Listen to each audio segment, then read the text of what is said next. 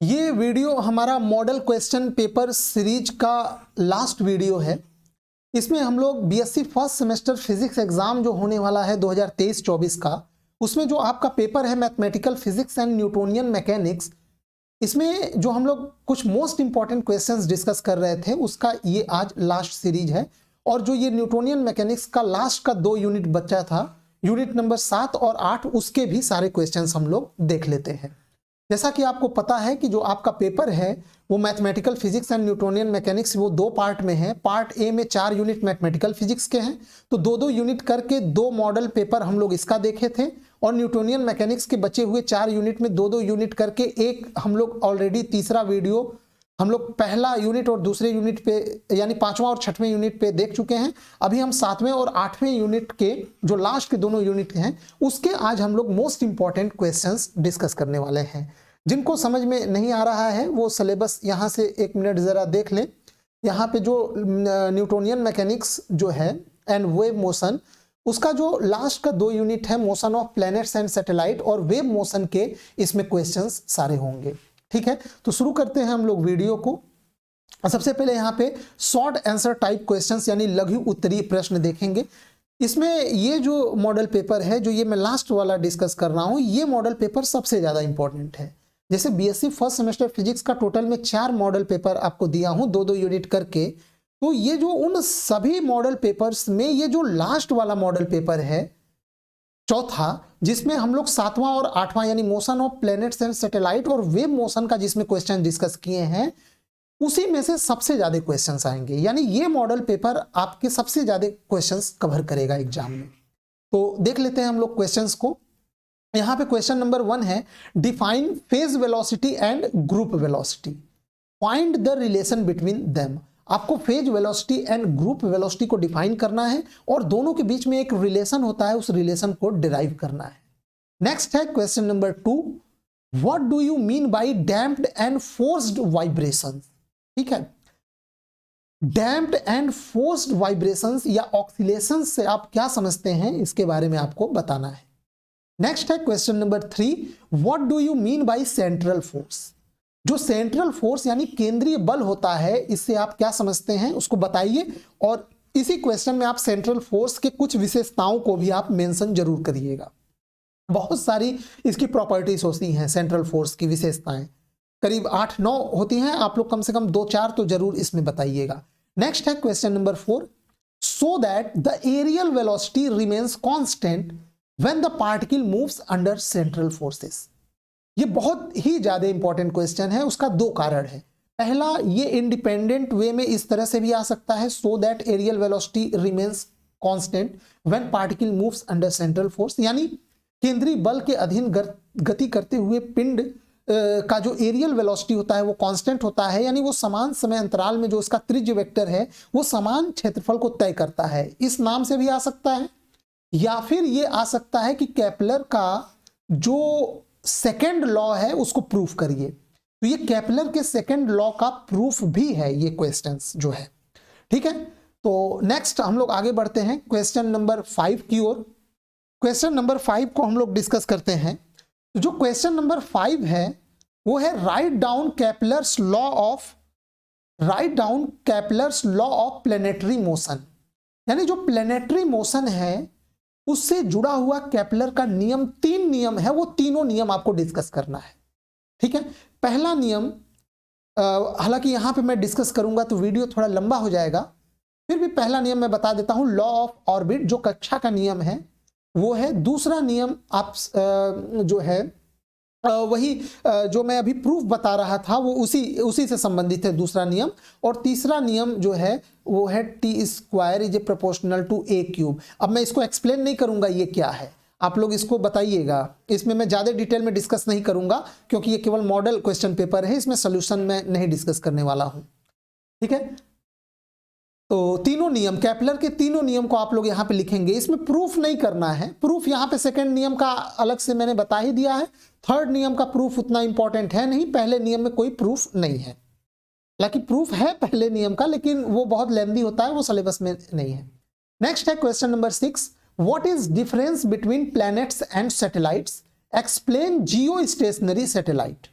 ठीक है, आपको ग्रह और उपग्रह के बीच में डिफरेंस बताना है और आपको जियो स्टेशनरी सैटेलाइट के बारे में अलग से बताना है। जियो स्टेशनरी मतलब भू स्थिर उपग्रह जो होता है उसके बारे में आपको बताना है। नेक्स्ट है question number 7, write down short notes on. First है Newton's law of gravitation, Newton के जो सार्वत्रिक गुरुत्वाकर्षण का जो नियम है उस पे आपको शॉर्ट नोट्स लिखना है। नेक्स्ट है बी, ग्लोबल पोजिशनिंग सिस्टम जिसे जीपीएस कहते हैं। थर्ड है पोलर सैटेलाइट। फोर्थ है longitudinal and transverse wave. And last है प्रिंसिपल ऑफ सुपरपोजिशन। इन सभी टॉपिक्स पे आपको शॉर्ट नोट्स लिखना है। नेक्स्ट है question number 8, what is difference between progressive and stationary wave. आपको प्रोग्रेसिव और स्टेशनरी वेव में डिफरेंस बताना है। ठीक है, प्रोग्रेसिव स्टेशनरी वेव और प्रोग्रेसिव वेव। ठीक है, आगे बढ़ते हैं। नेक्स्ट है क्वेश्चन नंबर 9। ये एक न्यूमेरिकल है और काफी इंपॉर्टेंट भी है ये। The displacement of particle performing SHM at time t is given by, ये एक इक्वेशन दिया है। कोई पार्टिकल है जो सिंपल हार्मोनिक मोशन परफॉर्म कर रहा है, उसके मोशन का इक्वेशन है y is equal to 10 sin 2 pi by 100 bracket में 20,000 t माइनस 20। ये उसके SHM का इक्वेशन है, उसके मोशन का जो वो SHM परफॉर्म कर रहा है उसके मोशन का ये इक्वेशन है। अब आपको इस इक्वेशन से उस पार्टिकल का एम्पलीट्यूड निकालना है, वेव वेलोसिटी निकालना है, फ्रीक्वेंसी निकालना है, wavelength and time period of that particle निकालना है। बहुत ही ज्यादा इंपॉर्टेंट क्वेश्चन है, बल्कि ये तो मोस्ट इंपॉर्टेंट क्वेश्चन है। जो न्यूमेरिकल आता है वो आमतौर पे इसी पैटर्न पे आएगा। ठीक है, वैसे मॉडल क्वेश्चन पेपर में ज्यादा न्यूमेरिकल कोई टीचर रखते नहीं हैं, क्योंकि आप लोग जानते हैं न्यूमेरिकल्स का जो है वो वैरायटीज बहुत ज्यादा हैं। आप मेन टॉपिक्स कवर करिए, उसके थ्योरी कवर करिए, न्यूमेरिकल अपने आप कर लेंगे। लेकिन ये न्यूमेरिकल इतना ज्यादा इंपॉर्टेंट है कि इसको रखना जरूरी था। आप लोग इस न्यूमेरिकल को आप लोग इसको अच्छे से सॉल्व करेंगे। ठीक है, यहाँ पे मैं डिस्कस नहीं करूंगा। देखिए, फिर भी आपको हिंट दे देता हूं। कोई पार्टिकल अगर SHM परफॉर्म कर रहा है तो एक जनरल इक्वेशन आता है, जैसे यहाँ पे आ गया y is equal to a sine 2 pi by lambda bracket में VT प्लस माइनस समथिंग यहाँ पे फाई, इस फॉर्म का लगभग होता है। मैं पूरा नहीं बता रहा हूं, ये आपके ऊपर छोड़ रहा हूं। आप लोग उस इक्वेशन से तुलना करके सारे फैक्टर को आप लोग इसमें कैलकुलेट करिएगा। नेक्स्ट है question number 10, what is plane progressive harmonic wave. Derive the expression for plane progressive wave motion. ठीक है, तो कोई प्रोग्रेसिव वेव मोशन, प्रोग्रेसिव मतलब प्रगामी तरंगे और स्टेशनरी मतलब अप्रगामी तरंगे। तो यहाँ पे प्रगामी तरंगों का आपको क्या निकालना है, एक्सप्रेशन। वेव मोशन का जो है वो आपको इक्वेशन यहाँ पे डिराइव करना है। नेक्स्ट, अब बढ़ते हैं आगे। लॉन्ग आंसर टाइप क्वेश्चंस, दीर्घ उत्तरी प्रश्न। इसमें क्वेश्चन नंबर 11 है, डिफाइन सिंपल हार्मोनिक मोशन। ये अपने आप में ही एक छोटा सा और मोस्ट इंपॉर्टेंट क्वेश्चन है कि सरल आवर्त गति को डिफाइन कीजिए। ये टॉपिक हालांकि मैं करवा भी चुका हूं। Establish the equation of motion of a simple harmonic oscillator and derive the expression for velocity, time period and frequency. ठीक है, ये पार्ट अभी नहीं हुआ है थ्योरी में, लेकिन आपको ये पूरा एक इस क्वेश्चन में कई पार्ट हैं, ये लॉन्ग टाइप में है। आपको पहले तो SHM को डिफाइन करना है, उसके बाद उसका इक्वेशन डिराइव करना है, और इक्वेशन डिराइव करने के बाद उसका वेलोसिटी, टाइम पीरियड और फ्रीक्वेंसी का फॉर्मूला उसी से डिराइव करना है। आगे बढ़ते हैं क्वेश्चन नंबर 12। ये भी एक न्यूमेरिकल है, बहुत ही इंपॉर्टेंट न्यूमेरिकल है। इस पैटर्न पे बहुत सारे न्यूमेरिकल एग्जाम में पूछे जाते हैं। The equation of a particle performing SHM is, ये समथिंग इस प्रकार का दिया है, x is equal to 12 cos 3 pi t plus pi by 3 metre. Calculate displacement, velocity and acceleration at t is equal to 1 second. ये भी उसी pattern पे करना है। अगर कोई पार्टिकल SHM परफॉर्म कर रहा है तो उसका एक जनरल इक्वेशन आता है, उसके डिफरेंशियल इक्वेशन के सोल्यूशन का जो एक इक्वेशन आता है, समथिंग जनरल इक्वेशन होता है y is equal to a sine, या ये कॉस फॉर्म में है तो कॉस फॉर्म में ही कर लीजिए, cos y is equal to a cos omega t plus phi, something इस फॉर्म का ये आता है। y उसका डिस्प्लेसमेंट होता है, यहाँ पे a एम्पलीट्यूड होता है, ओमेगा आप लोग जानते हैं एंगुलर फ्रीक्वेंसी, फाई जो है फेज डिफरेंस होता है। तो इसी इक्वेशन से तुलना करके बाकी सब आप कैलकुलेट कर लीजिएगा, मैं पूरा नहीं बता रहा हूँ। इसे ओमेगा का फॉर्मूला आप लोग जानते हैं, 2 पाई एन फॉर फ्रीक्वेंसी, या फिर टाइम पीरियड में करना है तो 2 पाई बाई टी, ऐसे कर लीजिए। यहाँ से तुलना करेंगे तो साफ दिखाई दे रहा है ओमेगा की वैल्यू कितनी है, 3 पाई है। खैर ये मैं डिस्कस नहीं करूंगा, ये आप लोग अपने से करिएगा। एम्पलीट्यूड भी आप देखिए यहाँ पे देख पा रहे होंगे 12 मीटर है यहाँ पे, ठीक है। तो ये आप लोग करिएगा।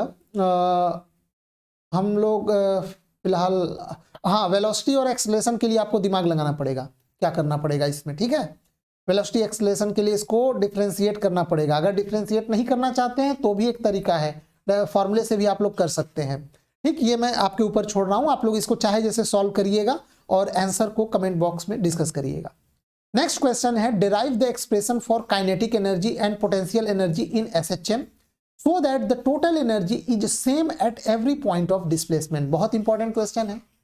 आप कोई पार्टिकल जो है, मान लीजिए ये सिंपल पेंडुलम है, ये सिंपल हार्मोनिक मोशन परफॉर्म कर रहा है और आपको इसके पोटेंशियल एनर्जी और काइनेटिक एनर्जी का एक्सप्रेशन डिराइव करना है और टोटल एनर्जी का भी एक्सप्रेशन डिराइव करके आपको शो करना है कि टोटल एनर्जी उसके एसएचएम के प्रत्येक पॉइंट पे जो आता है वो सेम रहता है, या यूं कहिए टोटल एनर्जी हमेशा कांस्टेंट रहता है। ये आपको डिराइव करना है। जैसे आप लोग ये टॉपिक में जानते हैं, मान लीजिए ये सिंपल पेंडुलम है, ये एक बार साम्यावस्था से इधर जाता है, फिर इधर, ये इस प्रकार एसएचएम कर रहा है। तो जब ये अपने मीन पोजीशन साम्यावस्था में रहेगा तो इसकी यहाँ पे काइनेटिक एनर्जी मैक्सिमम होती है और पोटेंशियल एनर्जी 0 होती है। लेकिन जब मैक्सिमम डिस्प्लेसमेंट के पोजीशन में यहाँ पे आता है तो यहाँ पे इसका जो पोटेंशियल एनर्जी है वो मैक्सिमम हो जाता है और काइनेटिक एनर्जी यहाँ पे 0 हो जाता है। लेकिन किसी भी पर्टिकुलर पॉइंट पे आप निकालेंगे तो जो टोटल एनर्जी यानी kinetic energy plus potential energy आता है वो सेम आता है। और यहाँ पे मतलब यहाँ पे काइनेटिक एनर्जी ही टोटल एनर्जी के बराबर होता है और यहाँ पे पोटेंशियल एनर्जी ही टोटल एनर्जी के बराबर होता है। ये आपको यही चीज आपको प्रूफ करना है मैथमेटिकली। आगे बढ़ते हैं। Next question number 14, last question but सबसे important, what are Lissajous figures. Lissajous figures क्या होते हैं? Discuss the composition of 2 rectangular SHM of equal frequency but different amplitude. तो ये लिसाजू फिगर से एक क्वेश्चंस था। इतने क्वेश्चंस आपको तैयार कर लेने हैं। देखिए इसके अलावा भी जो सिलेबस के जो टॉपिक्स रह जा रहे हैं आप उनको भी तैयार करिए। बिल्कुल आप पूरा सिलेबस पढ़िए, लेकिन मेरा बस आपसे इतना रिक्वेस्ट है कि जितना क्वेश्चंस मैंने दिया है कम से कम उतना क्वेश्चंस तो आप लोग उतने टॉपिक आप अच्छे से तैयार करके एग्जाम में जाएंगे। और जो topics in model question papers में कवर होते हैं उन टॉपिक्स के न्यूमेरिकल भी आप लोग बुक से सॉल्व कर लीजिएगा, क्योंकि मॉडल क्वेश्चन पेपर में बहुत ज़्यादा न्यूमेरिकल मैं शामिल नहीं किया हूं और शामिल करने का कोई मतलब भी नहीं होता है, क्योंकि जो ये टॉपिक है इन्हीं टॉपिक से रिलेटेड ही न्यूमेरिकल होंगे। आपको मेन फोकस टॉपिक पे करना है पर न्यूमेरिकल भी आपको सॉल्व करना है, ठीक है।